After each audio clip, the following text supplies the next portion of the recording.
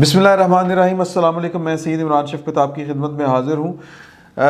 इमरान ख़ान साहब, ये बात तय है कि इमरान ख़ान साहब की हुकूमत ग़ैबी इमदाद के बग़ैर एक कदम नहीं चल सकती। सिर्फ़ एक महीने की दूरी ने इमरान ख़ान साहब के 14 तबक रोशन कर दिए और ये दूरी इख्तियारी थी, ये जानबूझकर इख्तियार की गई। हमारे ज़राए का कहना है कि इमरान ख़ान साहब बाज़ मामलात पर फड़फड़ा रहे थे और अपने क्रीज से निकल कर छिक्का लगाने की कोशिश कर रहे थे, यानी कि इस्टेब्लिशमेंट से बाला बाला वो कुछ हरकतें फरमा रहे थे और उनको ये सबक सिखाने के लिए ज़रूरी था कि उनको बताया जाए, उनको बावर करवाया जाए कि आप तन्हा कुछ नहीं हैं और हमारा फ्यूचर जो है वो एक दूसरे के साथ जुड़ा हुआ है। आपको लाने वाले हम हैं, अगर हम आपके साथ नहीं होंगे तो फिर आप चले जाएंगे।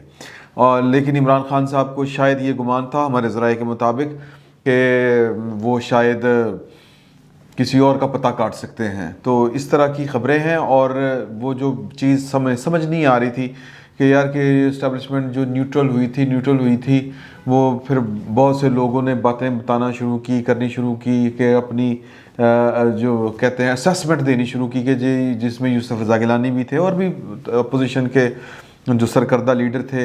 मौलाना फजलुर रहमान ने भी कहा था कि अगर मौलाना वो यूसुफ रज़ा गिलानी कह रहे हैं तो कुछ ना कुछ बात तो होगी। लेकिन वो जो थोड़े अरसे के लिए जो गैर जानबदारी थी वो बेसिकली इमरान ख़ान साहब को एक झटका देने की कोशिश थी, ये हमारे ज़राए का कहना है। वो झटका क्यों देने की ज़रूरत पड़ी?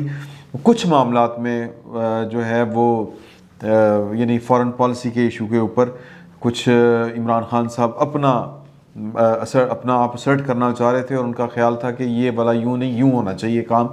ये गालबन ये दो टोक अंदाज में तो नहीं बताया गया कि वो किस इशू के ऊपर फड्डा था, लेकिन ये मैंने जो गुफ्तगू से असेस किया वो लगता है कि शायद वो चीन और अमेरिका में जो नई इंतज़ामिया बदली है, इस सिलसिले में जो पॉलिसी जो भी इख्तियार करनी उसके ऊपर कोई होगा या होगा।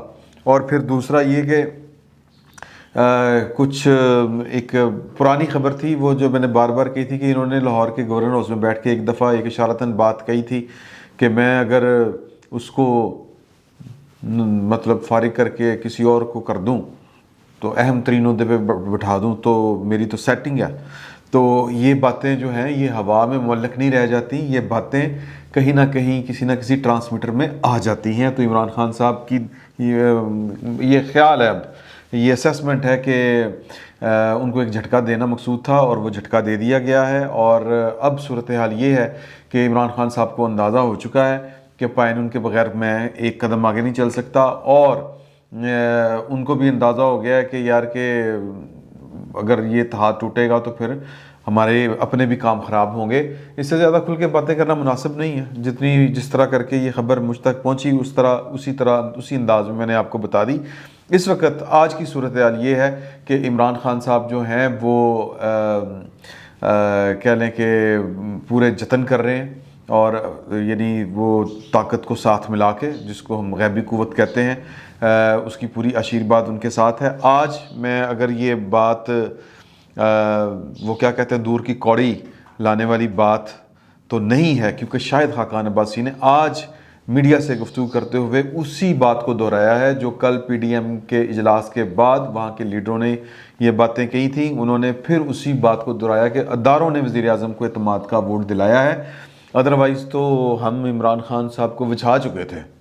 और इस वक्त वो कहते हैं कि जी के आगे भी चल के ये जो चेयरमैन सेनेट का इलेक्शन है इसमें अदारों की जो मदाखलत है वो होती हुई नज़र आ रही है। और ये अगर आप ख़ुद असेस करना चाहें तो ये आपको भी नज़र आएगी। उसकी वजह ये है कि कल इमरान ख़ान साहब ने अपने तर्जमानों में बैठ के जिस तरह करके इलेक्शन कमीशन को टारगेट किया, पहली बात तो ये है कि वो बग़ैर किसी थपकी के ये वाला काम कर नहीं सकते। उसकी वजह ये है कि पाकिस्तान के दस्तूरी इदारों में से एक इदारा इलेक्शन कमीशन भी है। उसको अगर आप जब बराह रास्त टारगेट करेंगे तो आप ना सिर्फ कानून और दस्तूर की ख़िलाफ़ वर्जी करेंगे, बल्कि होगा ये कि इसका इम्पेक्ट और तरह से आएगा। और ये वाला वो काम है जो बग़ैर किसी सहारे के कोई वज़ीर आज़म इंडिपेंडेंटली ये कर नहीं सकता। और एक कमज़ोर तरीन वज़ीर आज़म कि जिसके MNAs जो हैं वो उसके वज़ीर ख़जाना के ख़िलाफ़ वोट दे रहे हैं اور جس کے ایم این ایز جو ہے ان کو پکڑ کے جو حساس اداروں کے کمپاؤنڈز کے کنٹینرز میں، اب تو وہ نام بھی سامنے آ گئے ہیں، حافظ آباد سے ہیں ایک ایم این اے صاحب اور ایک جو ہیں وہ، بہرحال ابھی چونکہ وہ کہیں آفیشیلی نام نہیں آیا تو وہ سینہ گزٹ باتیں ہیں، ہم اس پہ زیادہ بات نہیں کرتے لیکن میں صرف یہ بتانا، جو پوائنٹ میک کرنا چاہ رہا ہوں وہ یہ ہے کہ عمران خان صاحب جس کو کہتے ہیں سیاسی اعتبار سے یہ والی جنگ نہیں جیت سکتے. یہ سینٹ کا جو چیئرمین کا الیکشن ہے جس کو عمران خان صاحب نے کیا، بلکہ عمران خان صاحب کے جو ساتھی حضرات ہیں، جو ان کے غیر سیاسی ساتھی ان کے حضرات ہیں، دوست احباب ہیں، انہوں نے اس کو عزت بے عزتی کا مسئلہ بنا لیا ہے اور وہ سمجھتے ہیں کہ یہ سیاسی ملاکھڑا جو ہے یا یہ سیاسی محاذرائی یا یہ مورچہ اگر ہمارے ہاتھ سے چلا گیا تو پھر عمران خان کو گرنے سے کوئی نہیں بچا سکتا. تو اس لیے اس پر پورا زور لگایا جا رہا ہے. اور کل الیکشن کمیشن کے اوپر جس طرح کر کے بمباری کی، اس کے بعد الیکشن کمیشن نے ان کی ایک درخواست کے اوپر آج ہیئرنگ وہ کر رہی ہے یوسف رضا گیلانی کے خلاف، مطلب ایک پٹیشن وہ جو فیصل اور دوسرے تیسرے جو ہیں ان کے سینیٹرز شوذب، کنول اور باقی بھی حضرات ہیں. فیصل جاوید صاحب بھی وہاں پر موجود ہیں اور انہوں نے بیسیکلی کہیں کہ جی کہ یہ مجھے یہ لگتا ہے کہ الیکشن کمیشن کسی کو یا الیکشن کمیشن کو پریشر میں لا کے یہ والا کام کیا جا رہا ہے.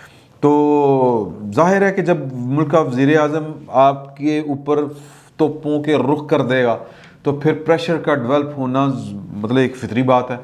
تو اب اگر ہم یہ کہیں کہ عمران خان صاحب جو ہیں وہ بیسیکلی یہ جو کچھ کر رہے ہیں ان کے پیچھے کوئی نہ کوئی طاقت موجود ہے تو یہ غلط نہیں ہوگا، یہ نظر آ رہا ہے.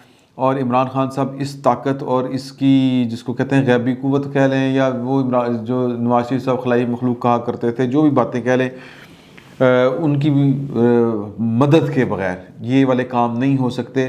اور پاکستان میں نے کل بھی آپ سے گزارش کی تھی کہ اس طرح کے جو سیاسی سانحات ہیں وہ پاکستان کے اداروں کے ہاتھوں سر انجام پا جاتے ہیں. آپ کہاں سے شروع کریں گے؟ بھٹو سے شروع کر لیتے ہیں، نواز شریف کی بات کر لیتے ہیں، بینظیر بھٹو کی بات کر لیتے ہیں. تو کسی نہ کسی لیول پہ یہ اداروں میں اس طرح کے جو سانحات ہیں وہ ہوتے رہتے ہیں. اور اس وقت عمران خان صاحب جو سیاسی طور پر ایک اپنے طور پر انہوں نے ایک اسکیم لڑائی ہے کہ جی کہ میں جو ہے اپنا 48 ووٹوں کے ساتھ سنجرانی صاحب کو شکست یعنی جتوا دوں گا اور یوسف رضا گیلانی صاحب کو ہم شکست دے پائیں گے یا دے لیں گے. وہ بڑی مزیدار اسکیم ہے. وہ مزیدار اسکیم یہ ہے کہ انہوں نے ڈپٹی چیئرمین سینٹ کا جو عہدہ ہے اس کو ابھی تک اوپن رکھا ہوا ہے، اس کو اناؤنس نہیں کیا. اور اناؤنس نہ کرنے کی وجہ یہ ہے کہ وہ کسی نہ کسی اتحادی کے ساتھ جوڑ توڑ کے کوئی دوڑ نہ جائے، آخری وقت تک اس کو ذرا راز میں رکھنا چاہتے ہیں. تو پہلے ہی 48 ووٹ ہیں اور اوپر سے وہ بیٹھ کے واویلا یہ کر رہے ہیں کہ جی کہ ہماری تو الیکشن کمیشن سنتا نہیں ہے. پہلے بھی کہا تھا کہ ہمارے ووٹ چوری ہو رہے ہیں اور اب بھی یہ ترجمانوں کو بلا کہہ رہے ہیں کہ یہ لوگوں میں جا کے لوگوں کو بتائیں کہ الیکشن کمیشن پاکستان میں کیا کر رہا ہے. تو اب جو لطیفہ ہے وہ یہ ہے کہ 48 ووٹ ہیں اور یہ پلان کر رہے ہیں کہ ہم سنجرانی کو جتوا لیں گے اور یوسف رضا گیلانی کو ہرا دیں گے. حالانکہ یہی فارمولہ جب یوسف رضا گیلانی پہ لگا تو پھر یہ کرپشن تھی، لیکن اب کی بار یہ کرپشن نہیں ہوگی. اور پاکستان کی جو ادارے ہیں وہ بھی یہی چاہتے ہیں کہ سنجرانی صاحب جیتے. تو یہ الیکشن بڑا مشکل ہے، یہ پی ڈی ایم کے لیے اچھا خاصا مشکل ایک جس کو کہتے ہیں نا ہارڈ ٹارگٹ وہ ہوگا. تو اب وہ یہ کہہ رہے ہیں جی کہ اب ہمارے جو سینیٹرز ہیں ان کو آفریں آنا بھی شروع ہو گئی ہیں. دوسری طرف پی ڈی ایم والے کہہ رہے ہیں کہ ہم پر دباؤ پڑنا بھی شروع ہو گیا، فون کر کر کے ہمارے جو اراکین ہیں ان کو دباؤ میں لایا جا رہا ہے. تو صورتحال میں جو پوائنٹ جو میک کرنا چاہتا ہوں وہ یہ ہے کہ قوت جو ہے وہ اس طرف ہے. یہ بات ذہن میں رکھیے گا، قوت حکومت کے پاس ہوتی ہے. حکومت کے کا مقابلہ جو ہے وہ صرف زبانی کلامی نہیں کیا جا سکتا. یا کتنے کے پیسے آپ لگا لیں گے، تو اگر پیسے لگتے بھی ہیں کہیں پہ تو مجھے یہ لگتا ہے، جو میں بار بار یہ گزارش کر رہا ہوں کہ یوسف رضا گیلانی کو ہروانے کے لیے دو کام ہو سکتے ہیں. ایک یہ کہ پوری دھونس کے ساتھ جو 51 ممبر ہیں اپوزیشن کے ان کو توڑا جائے اور وہ توڑنے کے لیے کسی بھی حد تک جایا جائے. اور دوسرا یہ کہ اگر وہ نہ ٹوٹیں، اگر وہ الیکشن جیت جائیں، اول تو ہو سکتا ہے کہ آج ہی الیکشن کمیشن کوئی نہ کوئی فیصلہ کر دے جو ابھی تک تھوڑی دیر پہلے تک تو بریک چل رہی تھی، جو انہوں نے یوسف رضا گیلانی کے خلاف جو ایک عذرداری کہہ لیں اس کو، انتخابی عذرداری ڈائریکٹلی الیکشن کمیشن سن رہا ہے، اور اس کے اوپر جو کہہ لیں کہ کوئی فیصلہ انہونا آ سکتا ہے. اور جس طرح میں نے پہلے آپ کو کہا کہ انہونے فیصلے آتے رہتے ہیں پاکستان میں، یہ کوئی نئی بات نہیں ہوگی. تو یہ جو کچھ بھی ہوگا وہ پاکستان کی جو کہہ لیں کہ غیبی قوتیں ہیں عمران خان صاحب کو جن کی مدد حاصل ہے، ان کی مدد کے بغیر یہ ممکن نہیں ہے یا ممکن نہیں ہوگا. اس کا پولیٹیکل جو سیاسی اس کے اثرات ہیں وہ پاکستان کی سیاست پر کس طرح پڑیں گے، وہ مجھے لگتا ہے کہ پی ڈی ایم جو ہے وہ اس کو بہت زیادہ سیریس لے گی. اگر یوسف رضا گیلانی کے خلاف فیصلہ آیا، الیکشن ہار جانا کوئی بڑی بات نہیں ہے، لیکن یہ کہ ان کو الیکشن کے لیے یہ نااہل قرار دے دینا یا ان کا الیکشن ہی کالعدم قرار دے دینا، یہ وہ فیصلہ ہوگا جس کو پی ڈی ایم ہرگز قبول نہیں کرے گی، اور اس کا اثر پھر 26 مارچ کے لانگ مارچ میں دیکھنے میں آئے گا. فی الوقت اگر ہم یہ کہیں کہ جو پی ڈی ایم والوں کے خدشات ہیں وہ درست ہیں کہ پاکستان کے اداروں کی یا اسٹیبلشمنٹ جو ہے وہ عمران خان کے ساتھ کھڑی ہے، اور عمران خان صاحب کو صرف ایک جھٹکا دینا مطلوب تھا، مقصود تھا، وہ جھٹکا دے کے اپنا کام کروا چکے ہیں. عمران خان صاحب کو سمجھ آ چکی ہے کہ وہ پاکستان کی اسٹیبلشمنٹ کو ناراض کر کے نہ ادھر کے رہیں گے نہ ادھر کے رہیں گے، بلکہ ذلیل و رسوا ہوں گے. تو البتہ یہ بھی ایک سوال ہے کہ ان کی بات مان کے بھی وہ کتنی کی عزت بچا پائیں گے، یہ آنے والا وقت بتائے گا. آج ممکن ہے کہ یوسف رضا گیلانی کی جو الیکشن ہے اس کے حوالے سے جو ان کے بیٹے کی جو ویڈیو پکڑی گئی تھی یا ریلیز کی گئی تھی، جو بیسیکلی ایک سٹنگ آپریشن تھا، تو اس پر یہ سماعت جاری ہے اور وہ فیصلہ آنا ہے. اب دیکھیں کہ جو انہوں نے سٹنگ آپریشن کیا تھا، کیا ان کی نیت پہ شک کیا جاتا ہے کہ نہیں کیا جاتا، کیا ان کا بھی کوئی قصور گردانا جاتا ہے یا نہیں گردانا جاتا. اور یہ بھی بہرحال اپنی جگہ پر ایک حقیقت ہے کہ سمری ٹرائل جو ہے وہ اتنے مختصر عرصے میں تو ہو نہیں سکتا، کہ کیا انہوں نے کوئی پیسے دیے تھے، کیا کسی نے پیسے لیے تھے، کیا یوسف رضا گیلانی ڈائریکٹلی اس میں انوالو ہیں. بہرحال یہ وہ چیزیں ہیں جو قانونی سوال ہیں، لیکن پاکستان میں پولیٹیکل کیسوں میں قانون بہت پیچھے رہ جاتا ہے، اور سیاست یا کہہ لیں کہ یا سیاست سے زیادہ کہہ لیں کہ سازش جیت جاتی ہے. اب دیکھیں سازش جیتی ہے یا قانون کا حکم لگتا ہے. فی الوقت اتنا ہی. بہت بہت شکریہ آپ کا.